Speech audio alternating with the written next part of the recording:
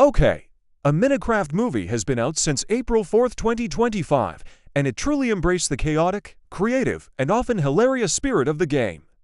Here's a full storytelling of the movie, a Minecraft movie 2025, the blocky misfits, and the Orb of Dominance. One fateful day, he finally breaks into a mine and uncovers two mystical artifacts, the Orb of Dominance and the Earth Crystal. When combined, these create a portal to the overworld, a vibrant, cubic dimension where the very terrain can be manipulated by imagination. Steve, in awe, begins to craft his own paradise, fully embracing the freedom of this new world. Henry is an aspiring inventor who quickly gets into trouble on his first day of school when his experimental jetpack malfunctions and damages a local potato chip factory. Dawn Danielle Brooks, who also dreams of opening a mobile petting zoo, Dawn tracks Henry's phone to the mine. As the four Garrett, Henry, Natalie, and Dawn reunite, they are all sucked into the portal, plummeting into the colorful, blocky landscape of the overworld. Steve, Garrett, and Henry narrowly escape, but Natalie and Dawn are separated from them. In a delightful subplot, Natalie and Dawn befriend Dennis, who has managed to hide the orb and crystal under Steve's old bed, which somehow made its way into the overworld. Malgosia, sensing the orb's return, immediately releases Steve from his prison, bluffing that she holds Dennis hostage to compel him to retrieve the orb for her, and blot out the sun over the overworld, signaling a full-scale invasion. And Dennis quickly craft an arsenal of weapons and summon an army of iron golems. They bravely confront Malgosia's invading forces. Steve engages Malgosia in a thrilling duel. Meanwhile, Henry, using the Ender Pearl's teleportation, manages to reach the empowered nether portal and replace the orb with the new Earth Crystal. This act restores the sunlight, causing Malgosia and her entire piglin army to zombify and crumble, effectively defeating them. The door is answered by a woman with red hair who introduces herself as Alex, uncredited voice by Kate McKinnon, the iconic female Minecraft player character. Her face is not fully shown, teasing her potential future role and hinting at a much larger Minecraft cinematic universe to come. The final shot leaves audiences pondering the endless possibilities of the Minecraft world.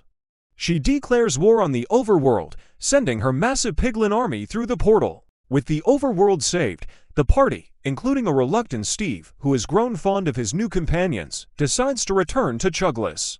To avoid expulsion, he reluctantly enlists Garrett to pose as his uncle, Henry. Driven by survival, learns to manipulate blocks and constructs a crude wooden fortress, but in the chaos, the Earth Crystal is destroyed. She had a bizarre, long-running date with a lost villager voiced by Matt Berry, who accidentally made his way to the real world. The scene culminates in their wedding, with the villager surprisingly speaking human, and Marley now understanding villager speak, highlighting the movie's embrace of absurdity. At dawn, Steve appears, effortlessly dispatching the remaining monsters. The experiences have genuinely changed them for the better. Henry perfects his jetpack and becomes the cool kid at school. Natalie, inspired by their battles, starts teaching self-defense classes. Dawn successfully opens her mobile petting zoo, with Dennis as a star attraction. Garrett and Steve become partners, transforming Garrett's old store into Overworld Games, a thriving Minecraft-themed business. They even perform a catchy original song, I Feel Alive, written by Jack Black, celebrating their adventures. Garrett demands access to the diamonds as a condition for handing over the orb. They make a detour to find the hoard, much to Henry's anger, who is more concerned about Natalie's safety. Their diamond venture is interrupted by the appearance of the monstrous Great Hog, leading to a frantic minecart chase that ends with the hog being comically blown up by creepers. He explains their predicament. They need a new Earth Crystal, which can be found in a dangerous woodland mansion. Henry successfully acquires not only a replacement Earth Crystal, but also a mysterious Ender Pearl, which grants temporary teleportation. To prepare, he teaches them the fundamentals of crafting at a nearby village, with hilarious results as they struggle to grasp the block-based logic. Garrett takes Henry to his video game store, where Henry's curiosity leads him to discover and combine the orb and crystal, accidentally opening the portal back to Steve's mine. The film opens with a glimpse into the past, introducing Steve Jack Black as a downtrodden doorknob salesman with a childhood dream of mining. His blissful existence is interrupted when he stumbles upon a portal to the Nether, a hellish, gold-obsessed realm ruled by the formidable Piglin Queen, Małgosia voiced by Rachel House, who despises creativity. Desperate for cash, Garrett attends a storage auction and, by sheer luck, wins the contents of Steve's old house.